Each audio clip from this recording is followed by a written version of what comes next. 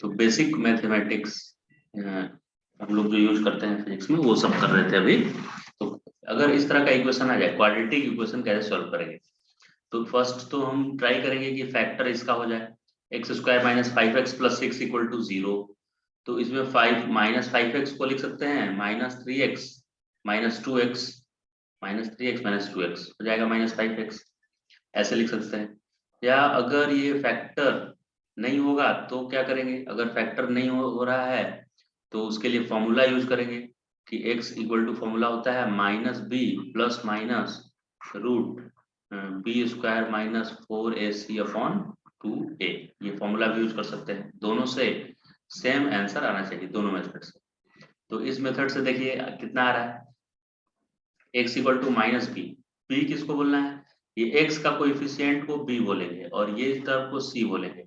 और x square के जो बाजू में यहाँ रहेगा उसको a बोला जाएगा, a है ना। तो माइनस बी तो खुद माइनस फाइव है, तो एक और माइनस लग गया, तो minus of minus five plus minus root B square minus five का स्क्वायर, यानी माइनस फाइव पूरा लिख देते हैं का स्क्वायर माइनस फोर, और ए है वन, एक्स स्क्वायर का कोएफिशिएंट को ये बोलते हैं, और सी है सिक्स, ठीक है, अपॉन टू ए, टू और ए इक्वल टू वन है।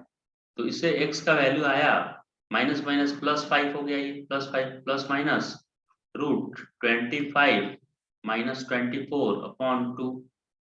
तो x इक्वल टू आया फाइव प्लस माइनस ट्वेंटी फाइव में से ट्वेंटी फोर चला गया तो वन अपॉन टू। तो x का इस तरह से वैल्यू आ गया मेरा, x इक्वल टू एक बार प्लस करेंगे एक बार माइनस, तो जब प्लस करेंगे तो सिक्स बाई टू आएगा यानी थ्री आएगा, और जब माइनस करेंगे तो five minus one four by two आएगा यानी टू आएगा। तो x का दो वैल्यू पॉसिबल है, थ्री भी हो सकता है x और टू भी हो सकता है, दोनों के लिए सेटिस्फाई करेगा इस इक्वेशन को। अब ये मेथड क्या था? फर्स्ट फैक्टर अगर हो गया तो इसको x minus two into x minus three equal to zero लिख सकते हैं। तो इससे भी मुझे x इक्वल टू टू या थ्री, दो वैल्यू के लिए ये सेटिस्फाई करेगा। मतलब जब x मैं टू पुट करूंगा तो भी ये LHS RHS हो जाएगा जीरो इक्वल टू जीरो, और जब x इक्वल टू थ्री में पुट करूंगा तो भी इस इक्वेशन को सेटिस्फाई करेगा। तो दो मेथड है जिससे हम इस क्वाड्रेटिक इक्वेशन को सॉल्व कर सकते हैं, ठीक है। नेक्स्ट टॉपिक है बेसिक मैथमेटिक्स में बाइनोमियल एक्सपेंशन या बाइनोमियल एक्सप्रेशन। तो बाइनोमियल एक्सप्रेशन का यूज हम लोग ग्रेविटेशन चैप्टर में देखेंगे कि कैसा, कहाँ पे अप्रोक्सीमेशन एक्सेलरेशन का वेरिएशन होता है हाइट के साथ, उसमें हम लोग इस अप्रोक्सीमेशन का यूज करते हैं फॉर्मूला डेरिवेशन के टाइम। तो क्या ये बाइनोमियल एक्सप्रेशन है? जैसे हम लोग फॉर्मूला याद किए हैं, ए प्लस बी का स्क्वायर होता है होल स्क्वायर का formula a square plus two a b plus B square, ऐसा होता है फॉर्मूला। और पावर क्यू का भी फॉर्मूला होता है, ए प्लस बी का पावर क्यू का फॉर्मूला ए प्लस बी का पावर होल क्यू का A cube plus B cube plus three A square B plus three A B square. तो ऐसे ए प्लस बी का power N का भी general formula है, power four का भी होगा फाइव का भी होगा। तो पावर एन का जनरल फॉर्मूला है, वो कैसे फॉर्मूला लिखा गया है? तो ए टू द पावर एन, उस फॉर्मूला को देखिए यहाँ पे लिखा हुआ है, यहाँ पे कैसे लिखे हैं उस फॉर्मूला को। तो ए प्लस बी का होल पावर एन का फॉर्मूला होता है ए टू द पावर एन, फिर एन, एन टाइम्स एन क्या है, ये पावर है, कितना पावर है वो, पावर टू है तो यहाँ टू लिखेंगे, थ्री है तो थ्री लिखेंगे। ए का power n minus one, b का पावर वन, यानी क्या हो रहा है, ए का पावर एन है यहाँ पे, तो इसका पावर धीरे धीरे एक कम होते जा रहा है, एन माइनस वन हो गया इसका पावर। अगली बार यहाँ पे क्या हो जाएगा, देखिए एन माइनस टू हो गया। और बी का पावर जितना इसमें कम हो रहा है ए का पावर, बी का पावर उतना ही बनते जा रहा है, बी का पावर वन। यहाँ पे ए का पावर एन माइनस टू हुआ तो ये देखिए जितना माइनस हुआ उतना बी का पावर आ गया टू, ऐसे आगे चलते जाएगा ये टर्म, ठीक। तो इसका, इससे हम चेक करते हैं क्या ये ए प्लस बी में काम कर रहा है क्या। तो ए प्लस बी का स्क्वायर अगर लिखना होगा मुझे, तो ए प्लस बी का पावर एन वाला फॉर्मूला पहले लिखते हैं। तो ये बोलता है कि पहले आप लिखिए एन, क्या लिखने के लिए बोल रहा है, एन, तो एन के जगह पर मेरा क्या है टू, और ए टू द पावर अच्छा, फर्स्ट टर्म तो a to the power n ही है डायरेक्ट। पहला टर्म क्या है, a to the power n। तो फर्स्ट टर्म को हम लिख दे रहे हैं a to the power 2, n की जगह पर 2 है मेरा। फिर सेकेंड टर्म है n, ये वाला टर्म लिखने वाले हैं n की जगह पर 2, और a टू द पावर क्या लिखना है, n माइनस 1। तो यहाँ मेरा 2 माइनस 1 हो जाएगा, और b टू द पावर 1 लिखना है। ठीक है, तो b टू द पावर 1 लिख दिए। फिर नेक्स्ट क्या लिखना है, n इंटू एन माइनस 1। तो n तो मेरा 2 था, तो 2 इंटू 2 माइनस 1 अपॉन 2 इंटू 1। फिर a to the power n minus 2, तो 2 माइनस 2 हो गया, और b टू द पावर 2 हो गया यहाँ। फिर अगला टर्म लिखेंगे, तो ये कौन सा टर्म था, देखिए n। तो फिर से लिखेंगे n, यानी 2 इंटू, फिर से 2 माइनस 1 लिखेंगे। क्या लिखना है यहाँ, n इंटू n माइनस 1 लिखना है।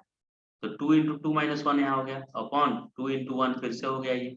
अब a टू द पावर क्या बोल रहा है, ये n माइनस 2 लिखना है। तो 2 माइनस 2 तो हो गया यहाँ पे, ये n माइनस 2 था इस टर्म में। तो यहाँ पे 2 माइनस, इस बार 3 लिखना पड़ेगा, एक एक बढ़ाना है ना। यहाँ पे माइनस 1 लिखे थे, फिर माइनस 2 लिखे थे, तो यहाँ माइनस 3 लिखेंगे। तो ये निगेटिव आने लगा टर्म, माइनस 1 हो जाएगा। a का पावर क्या आ गया, माइनस 1। तो इसके बाद वाला टर्म नहीं लिखना है, यहीं तक लिखना है। जब तक पॉजिटिव वैल्यू आए a का पावर, तभी तक लिखना है। तो यहाँ तक एक्सप्रेशन लिखेंगे। अब इसको देखिए क्या आ रहा है, ये a स्क्वायर आया, और plus 2, a to the power 2 minus 1 क्या हो गया, a ही आएगा, और b का पावर 1 यानी b आया, प्लस 2 इंटू 2 माइनस 1। तो ये 2 इंटू 2 माइनस 1 क्या आएगा, 2 माइनस 1 1 आता है, 2 से 2 कट गया, तो ये 1 आया।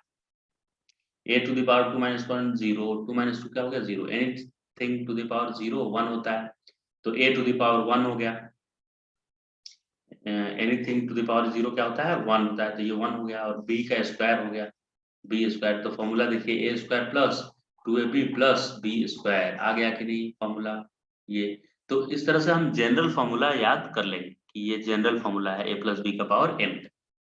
अब इसमें a की जगह पर अगर 1 हो जाए, देखिए जहाँ पे a है वहां पे अगर हो जाए 1, और b के जगह पर हो जाए कोई b ही रहे या x हो जाए ऐसे, यानी 1 प्लस समथिंग का पावर n हो, तब इस फॉर्मूला में पुट करेंगे, जैसा यहाँ लिखा हुआ है इसमें पुट करेंगे, तो ऐसा आएगा इक्वेशन।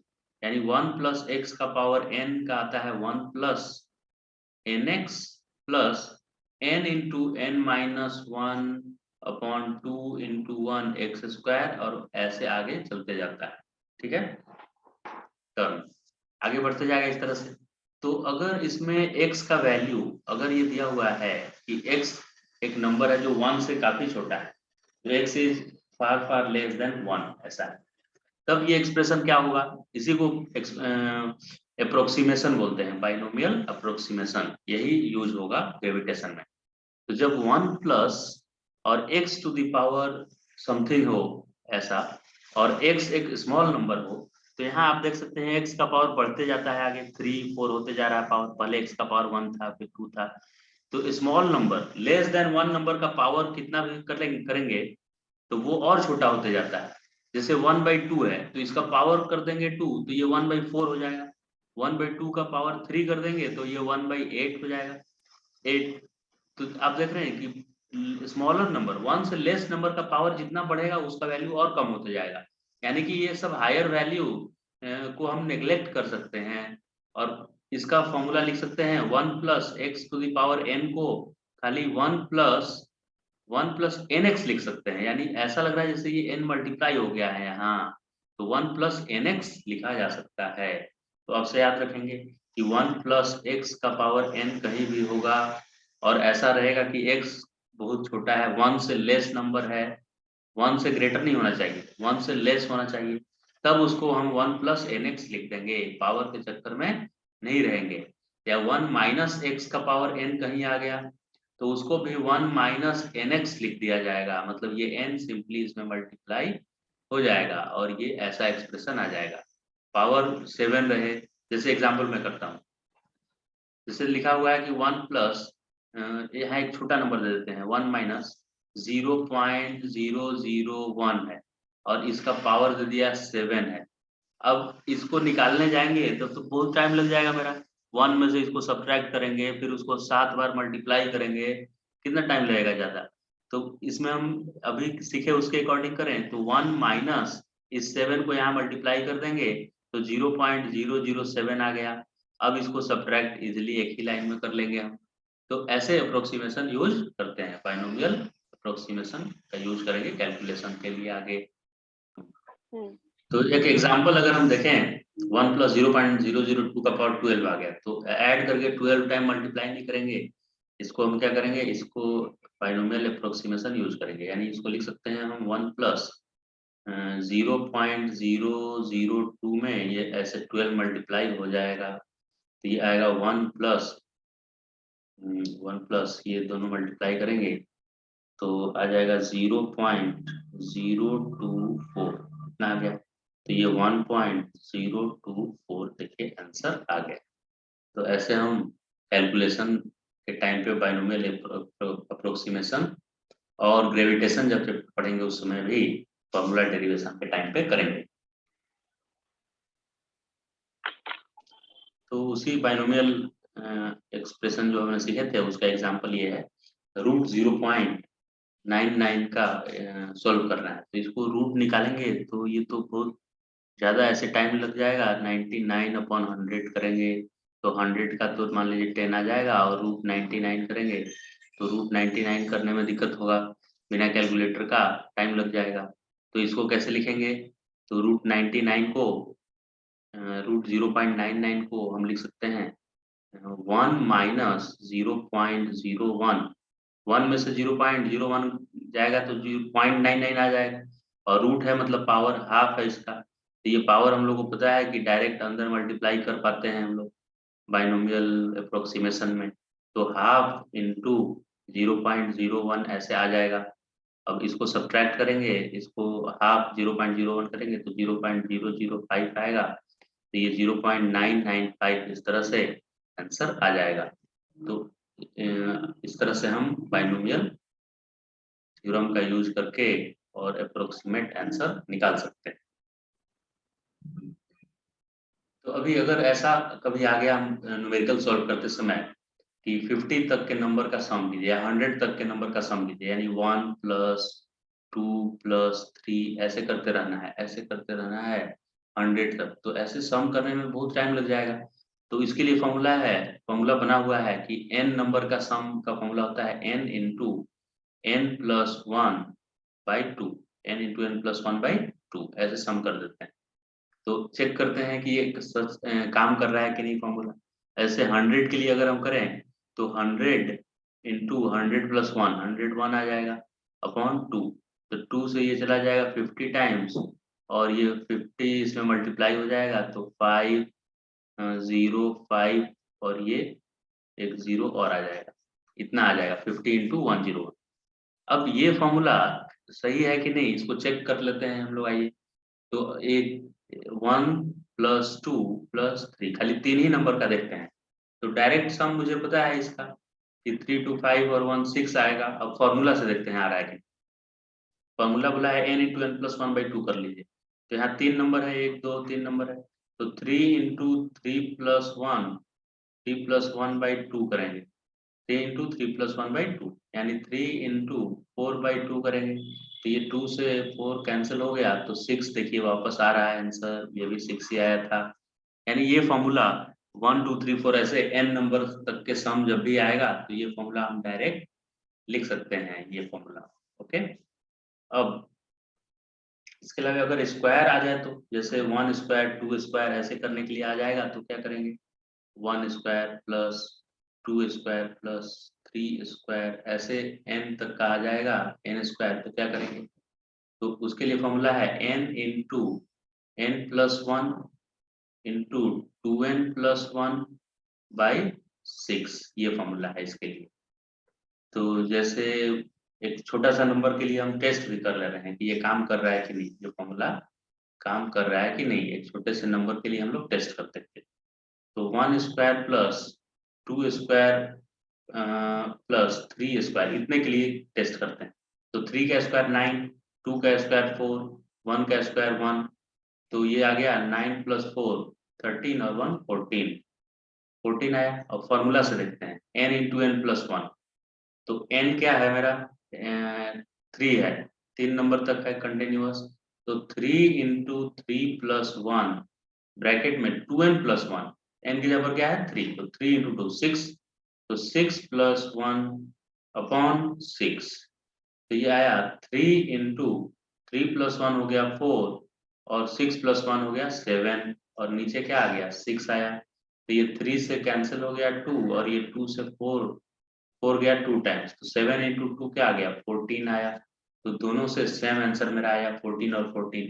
तो ये तो कम नंबर का मैंने सम किया था इसलिए आ गया, लेकिन ज्यादा नंबर हो तो ये ए वाला फॉर्मूला यूज कर लेंगे हम, n into n plus one into two n plus one upon 6, ये फॉर्मूला यूज कर लेंगे। फिर वैसे ही Q का अगर सम बोले कि Q का क्या होगा, तो 1Q 2Q 3Q ऐसे से बहुत सारा नंबर है, तो उसका सम का फॉर्मूला होता है n into n plus one by two. यानी कि पहले जो फॉर्मूला था 1 प्लस 2 प्लस 3 वाला, ये जो फॉर्मूला है इसका क्या था formula n into n plus one upon two था। तो इसी का होल स्क्वायर किया हुआ है यहाँ। यानी Q जब रहेगा पावर 3 रहेगा तो n plus n, n into n plus one by two का होल स्क्वायर फॉर्मूला हो जाता है। तो 3 नंबर के लिए आइए चेक करते हैं फॉर्मूला काम कर रहा है कि नहीं, कितने नंबर के लिए भी काम करेगा। तो 1 स्क्वायर 2 स्क्वायर 3 स्क्वायर करने पे 36 आया। अब इस फॉर्मूला में अगर मैं यूज करूं तो n की जगह पर 3 लिखूंगा और इस n की जगह पर भी 3, तो इससे भी मैं सॉल्व किया यहाँ पे स्क्वायर करके, तो इससे भी 36 आंसर आ गया। यानी कि तीनों फॉर्मूला मेरे पास अब हो गया। एक फॉर्मूला फर्स्ट वाला फॉर्मूला था n into n plus one by two, second formula था n into n plus one into two n plus one by six, और थर्ड फॉर्मूला था n into n plus one by two का square ऐसे। यानी ये 3 formula था, ये 1 2 3 4 ऐसे नंबर का सम था। ये 1 स्क्वायर 2 स्क्वायर 3 स्क्वायर 4 स्क्वायर ऐसे सारे नंबर का सम था। और ये 1Q 2Q 3Q 4Q इस तरह नंबर हो तो उसका सम का फॉर्मूला है। ये तीनों फॉर्मूला बहुत ही इंपॉर्टेंट है, ये न्यूमेरिकल सॉल्व करने के ड्यूरेशन में हम लोग को मिलेगा ये सब। अब नेक्स्ट है टॉपिक लॉगरिथम। लॉग के बारे में अब हम लोग सीखने वाले, फिजिक्स में जितना यूज होगा उतना ही सीखेंगे। तो लॉग कैसे डिफाइन किया गया है, जैसे आपके पास एक नंबर है 2 टू द पावर 3 और ये नंबर इक्वल टू मान लेते हैं, इसको लिखा है x, ये x है मान लेते हैं, ठीक। तो इसको आप दूसरे फॉर्मेट में भी लिख सकते हैं, जैसे अगर लिखा हुआ है x y इक्वल टू 1, तो हम x को क्या लिखते हैं 1 अपॉन y लिखते हैं। ऐसे अलजेब्रा में इस तरह का काम करते हैं। तो जब एक्सपोनेंशियल फंक्शन होता है, एक्सपोनेंशियल फंक्शन के जैसा होगा, जैसे 2 to the power x equal to y अगर है, तो x को y के टर्म में हमको एक्सप्रेस करना है, तो कैसे करेंगे। जैसे एक नंबर का पावर, कुछ कांस्टेंट नंबर का पावर एक x हो जाए और x वेरी करे 1 2 3 4 और वो इक्वल टू y है, लेकिन मुझे लिखने का मतलब है कि x इक्वल टू कितना होगा ये बताइए। जैसे कि y equal to x square दिया हुआ है यहाँ, ठीक, अलजेब्रिक फंक्शन, लेकिन मुझे पूछा है कि नहीं हम x इक्वल टू जानना चाहते हैं क्या होगा। तो x इक्वल टू क्या लिखेंगे हम, x equal to root y लिख देते हैं, ये इधर जाकर रूट हो जाता है अलजेब्रा में, राइट, इस तरह का यूज करते हैं। तो वैसे ही अगर अलजेब्रिक फंक्शन ना होगा, इस तरह का एक्सप्रेशन है कि कांस्टेंट का पावर x है, 2 to the power x equal to y है, तो x इक्वल टू क्या होगा ये हम जानना चाहते हैं, राइट। तो x इक्वल टू होगा, ये लॉग यहाँ पे लग जाएगा, इसको लॉग बोलते हैं, और ये 2 जो है ना वो बेस में आ जाता है, तो यहाँ 2 आ जाएगा ये, और यहाँ पे y होगा। तो x इक्वल टू लिखेंगे हम लॉग बेस 2y, यानी लॉग y ये है और उसका बेस 2 होता है। तो exponential function to log function convert करने का ये हो गया मेथड। अब लॉग से एक्सपोनेंशियल भी कन्वर्ट हम लोग कर सकते हैं, लॉग से एक्सपोनेंशियल पे भी जा सकते हैं। जैसे पहले से ही लॉग मान लीजिए दिया हुआ है लॉग, और यहाँ पे कुछ दिया हुआ है 10 और ये लिखा हुआ है x इक्वल टू y, ऐसे लिखा हुआ है। तो अगर हम इससे लिखना चाहते हैं कि x इक्वल टू कितना होगा, x इक्वल टू, तो x इक्वल टू आपको लिखना है, ये बेस जो है ना बेस, उसका पावर ये कर देना है, यानी बेस 10 है तो इसका पावर हो जाएगा y, 10 to the power y आएगा। तो आपने देखा लॉग फंक्शन से एक्सपोनेंशियल फंक्शन में, या exponential 10 to the power x, इसको एक्सपोनेंशियल बोलते हैं, कांस्टेंट का पावर जब कुछ रहता है तो एक्सपोनेंशियल फंक्शन बोलते हैं इसको। तो लॉग से एक्सपोनेंशियल या एक्सपोनेंशियल से लॉग में कन्वर्ट इस तरह से करते हैं हम लोग। तो एक और एग्जांपल लेते हैं, जिससे कहीं एक्सप्रेशन आ गया कि log 10 टू द 10 है बेस और यहाँ x है, और इक्वल टू ये नंबर कुछ दे देते हैं, मान लेते हैं 5 आया। ऐसा करने पे क्या आया 5, तो x पूछ दिया कि x क्या होगा। तो x निकालने के लिए क्या करेंगे, x इक्वल टू ये 10 टू द पावर 5 लिखेंगे, इसका पावर इधर वाला। तो 10 to the power 5, 10 to the power 5 क्या होगा, 1 2 3 4 5 जीरो लगा देंगे।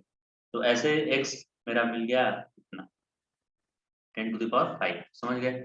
यानी कि लॉगरिथमिक फंक्शन दिया है तो उससे हम वैल्यू भी कैलकुलेट कर सकते हैं।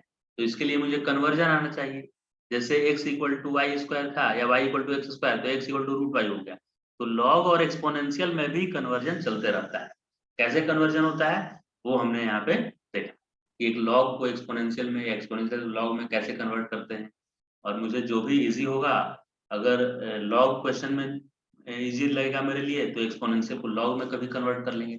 और लॉग दिया होगा और मुझे उसका वैल्यू नहीं पता होगा लॉग का वैल्यू, तो उसको हम एक्सपोनेंशियल में तोड़कर और तब वैल्यू निकाल लेंगे।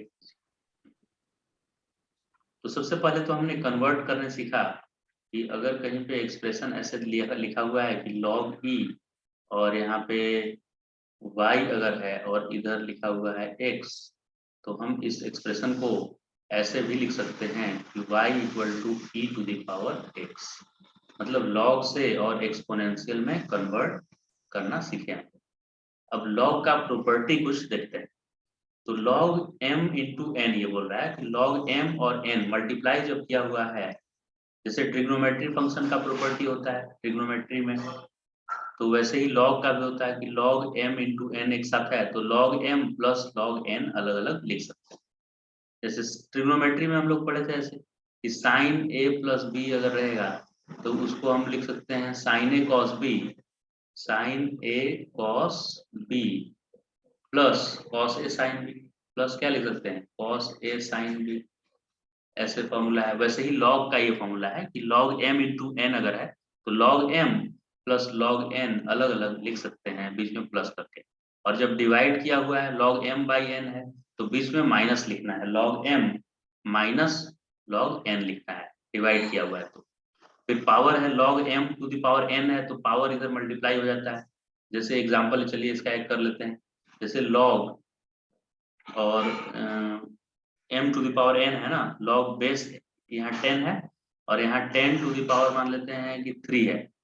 तो इसको सॉल्व करने के लिए ये इधर आ जाता है, साइड में 3 आ जाता है और ये log 10 का 10 ही रह जाता है। अब ये दोनों सेम होने पे इसका वैल्यू 1 होता है, log जितना बेस है वही उतना ही यहाँ पे है तो ये 1 हो जाता है, तो इसका आंसर 3 आ गया। तो ये भी एज ए फॉर्मूला आप याद रख सकते हैं ऐसे, log यहाँ अगर x है और यहाँ भी x है तो उसका वैल्यू 1 होगा 1। फिर log e to the power m यहाँ है, तो अगर बेस चेंज करने का ये रूल बता रहा है, किसका रूल है ये, हाउ टू चेंज बेस। तो बेस कैसे चेंज करते हैं, जैसे log e है और यहाँ m है और हम कुछ नया बेस लाना चाहते हैं, मतलब e नहीं रखना चाहते हैं इसको, e के जगह पर कोई नया इंट्रोड्यूस करना चाहते हैं बेस। मान लेते हैं कि n लाना चाहते हैं, n e की जगह पर क्या मुझे लाना है n, तो इसको लिखेंगे log n m लिखेंगे, मतलब जो ऊपर रहेगा ऊपर और जो बेस है वो नीचे आ जाएगा log n, और e था बेस तो यहाँ पे e आ जाएगा। और देखिए नया वाला बेस आ गया, यहाँ भी n हो गया, यहाँ भी n हो गया। तो log ये किसको कन्वर्ट किया है, log e को, ये सिखा रहा है कि log e को कन्वर्ट करना है मुझे log 10 में, log e को क्या करना है log 10 में कन्वर्ट करना है। तो कैसे करेंगे, देखिए यहाँ हम कर रहे हैं log e और log 10, पहले से log e दिया हुआ है और m लिखा हुआ है, तो इसको आप लिख दीजिए log 10 लिखकर क्या लिखेंगे भाई, log 10 m लिखेंगे ऊपर और नीचे log 10, और देखिए ये वाला नीचे, नीचे वाला नीचे है और ऊपर वाला ऊपर है, m ऊपर का ऊपर है तो यहाँ भी ऊपर है, ये e बेस में है तो यहाँ पे नीचे रहेगा, e रह गया ये, और बेस नया बेस इंट्रोड्यूस कर दिया मैंने यहाँ। अब ये 1 बाई log 10 और e का वैल्यू होता है 2.7, तो log 10 m आ गया ये, और नीचे में क्या आ गया log 10 और ये 2.7 आ गया। तो log 10 2.7 का वैल्यू होता है 2.303, ये वाला होता है वैल्यू 2.303। तो इसको हम क्या लिख सकते हैं 2.303 लेकर और log बेस 10 m लिख देंगे। तो इस तरह से हम कन्वर्ट कर लिए log e को log बेस 10 वाले एक्सप्रेशन में कन्वर्ट कर सकते हैं। तो ये सब फॉर्मूला था log से रिलेटेड। नेक्स्ट है हमारा कंपोनेंडो एंड डिविडेंडो। ये कौन से चैप्टर में, वेव ऑप्टिक्स में ये यूज होने वाला है। कौन से चैप्टर में यूज करेंगे हम लोग इसको, वेव ऑप्टिक्स जब पढ़ेंगे उस समय। तो सब बेसिक मैथ्स पढ़ रहे हैं जो फिजिक्स में यूज होता है हम लोग का, तो उसमें ये भी एक टर्म है। तो P by q equal to a by b, ऐसा एक्सप्रेशन अगर कहीं आ गया P by q equal to a by b, तो उसको लिख सकते हैं P प्लस क्यू। मतलब लेफ्ट साइड को क्या कर रहे हैं हम कि डिनोमिनेटर को ऐड कर रहे हैं, जैसे P है यहाँ और ये Q है, तो Q को क्या कर रहे हैं प्लस Q कर दिए, डिनोमिनेटर को ऊपर ले जाकर ऐड कर दिए, और नीचे लिख दिए P माइनस Q। यानी न्यूमरेटर माइनस डिनोमिनेटर नीचे लिखे और ऊपर में लिखे न्यूमरेटर प्लस डिनोमिनेटर। और राइट साइड में भी वही करेंगे, यानी A प्लस बी और नीचे लिखेंगे A माइनस बी। यानी न्यूमरेटर प्लस डिनोमिनेटर लिख रहे हैं ऊपर में और नीचे लिख रहे हैं न्यूमरेटर माइनस डिनोमिनेटर वाला टर्म। तो ऐसा ये इक्वल आता है ये दोनों करने पे। एक एग्जांपल के थ्रू हम कर लेते हैं कि ये सेटिस्फाई कर रहा है कि P by q equal to a by b, अगर ऐसा दिया है तो उसको इस तरह से भी लिख सकते हैं। तो जैसे एक नंबर हम ले लेते हैं यहाँ पे कि नंबर मान लेते हैं 4/2, ये करने पे क्या आएगा 2 आएगा। अब ये इक्वल टू होगा, कोई और भी नंबर लेते हैं जो इसके इक्वल है। 4/2 को हम लिख सकते हैं 10/5 लिख सकते हैं, क्योंकि इससे भी कैंसिल करेंगे तो 2 आएगा और 2/4 भी 2 ही आएगा कैंसिल करने पे, राइट। तो अब इससे इसमें कंपोनेंटो डिविडेंडो लगाने के लिए बोल दिया, तो भी LHS RHS आना चाहिए इक्वल। तो इस साइड में कंपोनेंटो डिविडेंडो लगाएंगे तो इस साइड में कैसा बनेगा, लेफ्ट साइड में कैसा बनेगा देख लेते हैं पहले। लेफ्ट साइड में 4 प्लस 2 ऊपर लिखेंगे और नीचे क्या लिखेंगे 4 माइनस 2, ऊपर में लिख दिया 4 प्लस नीचे 4 माइनस 2 इक्वल टू, इधर 10/5 था तो क्या लिखा जाएगा 10 प्लस 5 और नीचे लिखा जाएगा 10 माइनस 5। तो 4 प्लस 2 हो गया 6 और 4 माइनस 2 हो गया 2। तो ये क्या आ गया 4 प्लस 2 इतना आ गया, और ये किए तो 10 प्लस 5 आ गया 15, 10 प्लस 5 15 और 10 में से 5 गया आ गया 5। तो अब भी दोनों इक्वल होगा, 6/2 करेंगे तो 3 आएगा और 15/5 करने से भी 3 ही आएगा। तो LHS इक्वल टू RHS अभी भी है, ये दोनों अभी भी आपस में इक्वल है। तो इस मेथड को हम लोग बोलते हैं कंपोनेंडो एंड डिविडेंडो। ऐसा आगे यूज करेंगे हम लोग वेव ऑप्टिक्स चैप्टर करते समय। फिर है अर्थमेटिक प्रोग्रेशन। अर्थमेटिक प्रोग्रेशन फिर ज्योमेट्रिक प्रोग्रेशन और हार्मोनिक प्रोग्रेशन, तीन तरह का सीरीज होता है। तो अर्थमेटिक प्रोग्रेशन में कैसे समझेंगे कि कोई एपी में टर्म है कि जियोमेट्रिक प्रोग्रेशन में है कि हार्मोनिक में है। तो अर्थमेटिक प्रोग्रेशन के लिए ये रूल है पहचानने का उसका, एपी का, कि पहला टर्म और दूसरा, कोई भी दो टर्म को सब्ट्रैक्ट करने पे सेम आएगा। किसी भी दो टर्म को सब्ट्रैक्ट करेंगे कंसेक्यूटिव टर्म को तो सेम नंबर आना चाहिए। जैसे इसमें देखिए a प्लस ए है तो दूसरा a प्लस डी है, तीसरा a प्लस 2d है। तो a प्लस 2d में से इसके पीछे वाले टर्म a प्लस डी को सब्ट्रैक्ट करेंगे तो d आएगा। देख लीजिए यहाँ पे a प्लस 2d है, उसमें से d माइनस करेंगे, उसमें से d माइनस करेंगे और a भी माइनस करना है, a प्लस डी माइनस करना है ना, तो a भी माइनस होगा, a से a कैंसिल हो जाएगा और 2d में से d गया d आया। फिर इसमें से भी इसको करेंगे, किसी को दो को सब्ट्रैक्ट करेंगे कंसेक्यूटिव टर्म होना चाहिए, तो सेम अगर आएगा वही नंबर आएगा तो हम उसको एपी में बोलेंगे कि ये अर्थमेटिक प्रोग्रेशन है। और जो डी आएगा कॉमन डिफरेंस उसको बोलेंगे कॉमन डिफरेंस। तो जब भी एपी में नंबर होगा पहले चेक करेंगे कि एपी में है कि नहीं, फिर उसका सम करेंगे। जैसे मैं यहाँ नंबर लिख रहा हूँ 2 4 6 8 10 12 14 ऐसे है, और बोलेगा कि इसका सम करके दिखाइए, इन सारे नंबर का सम करिए ऐड करिए। तो ऐड 2 + 4 फिर +6 ऐसे नहीं करना है, और भी ज्यादा नंबर रहेगा तो ज्यादा टाइम लग जाएगा। पहले चेक करना है ये एपी है क्या। तो किसी दो को सब्ट्रैक्ट करिए, जैसे 10 में से 8 सब्ट्रैक्ट करेंगे क्या आएगा, 2 आएगा। 8 में से 6 भी सब्ट्रैक्ट करेंगे फिर भी 2 ही आएगा। कोई भी दो टर्म को 14 में से 12 कर रहे हैं तो भी 2 ही आ रहा है। तो सभी टर्म का सब्ट्रैक्शन, कंसेक्यूटिव टर्म का सब्ट्रैक्शन 2 आ रहा है, यानी कॉमन डिफरेंस क्या है, d = 2 है यहाँ पे कॉमन डिफरेंस। तो इसके सम के लिए फॉर्मूला एक बन गया है।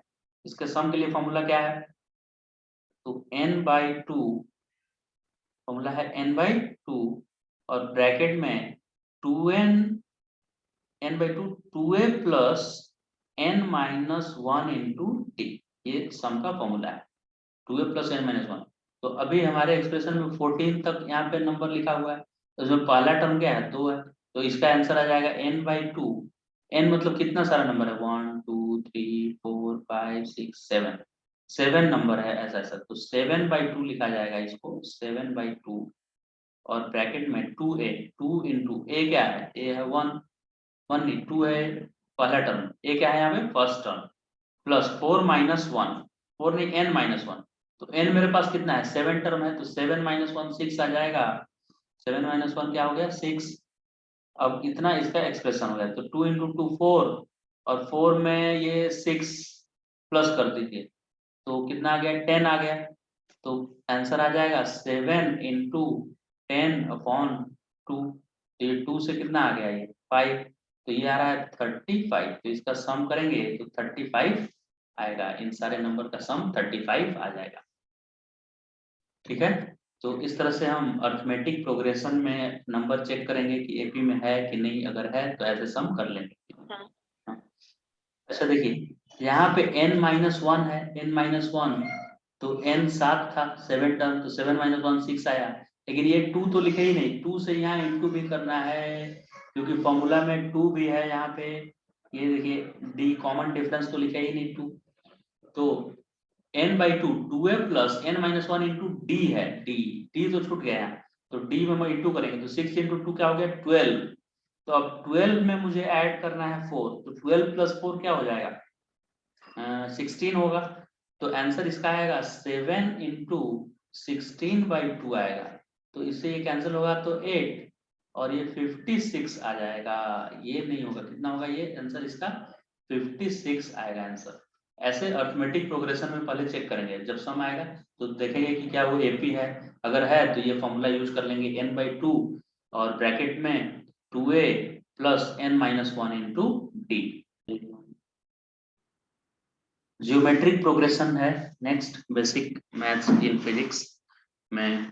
जियोमेट्रिक प्रोग्रेशन में कब नंबर कौन समझेंगे, जब किसी भी दो नंबर का डिवीजन करने पे, किसी भी दो नंबर कंसेक्यूटिव नंबर होना चाहिए, वो दोनों नंबर कहीं से कहीं का नहीं, किसी भी दो नंबर कंसेक्यूटिव नंबर का रेशियो सेम आना चाहिए। जैसे डिवाइड करके देखिए यहाँ AR² है ना, AR², उसमें उसके पहले वाला प्रीवियस वाला नंबर से डिवाइड करिए AR, तो R से R कैंसिल हो जाएगा, A से A भी गया तो R आया ना, कॉमन रेशियो बोलते हैं इस R को, क्या बोलते हैं कॉमन रेशियो।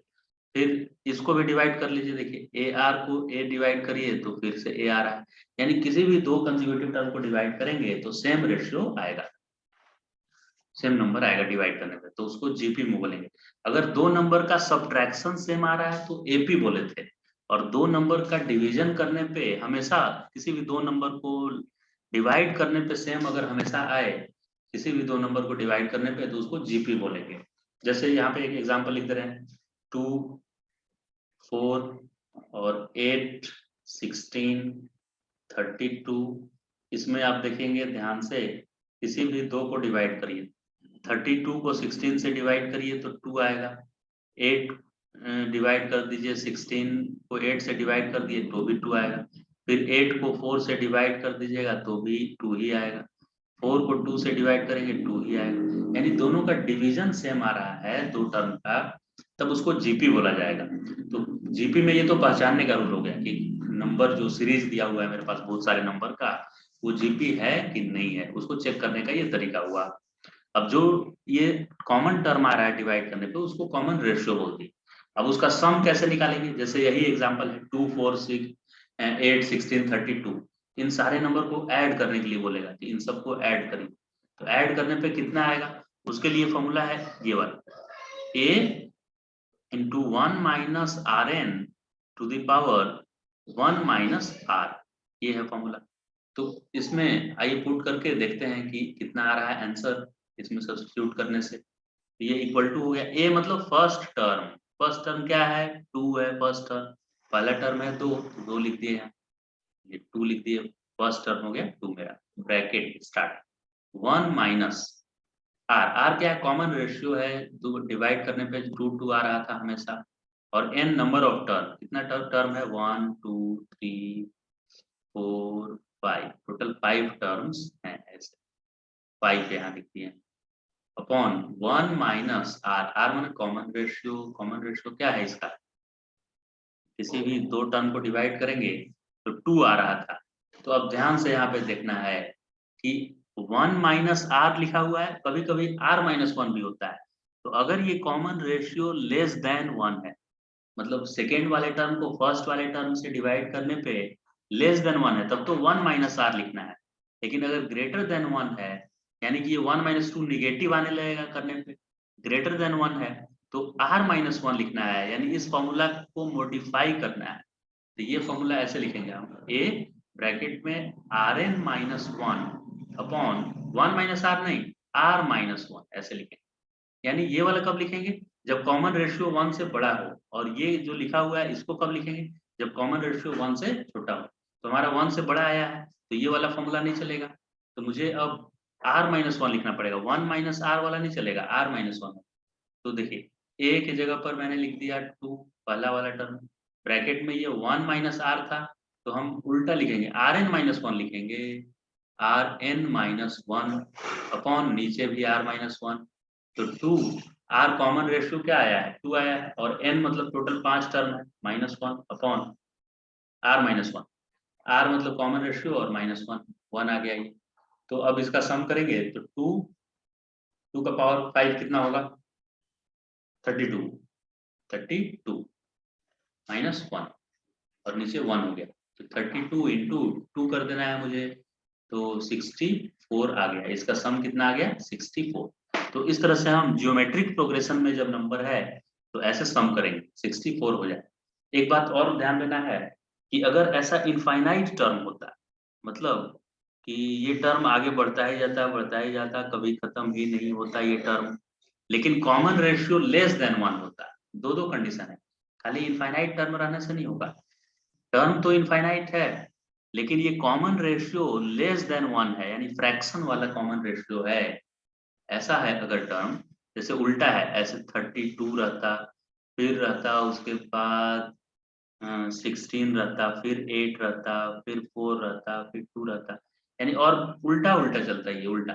तो कॉमन रेशियो लेस देन 1 अगर आ जाता, कॉमन रेशियो लेस देन 1, ऐसे कंडीशन में समेशन का एक और फॉर्मूला है a अपॉन 1 माइनस आर, ऐसे कर देते a अपॉन 1 माइनस आर, जहाँ पे a है फर्स्ट टर्म, a क्या है फर्स्ट टर्म जो भी होगा वो लिखेंगे, और r वही कॉमन रेशियो, लेकिन कॉमन रेशियो क्या होना चाहिए, 1 से छोटा नंबर होना चाहिए, तभी ये पॉजिटिव आएगा, क्योंकि 1 माइनस समथिंग है।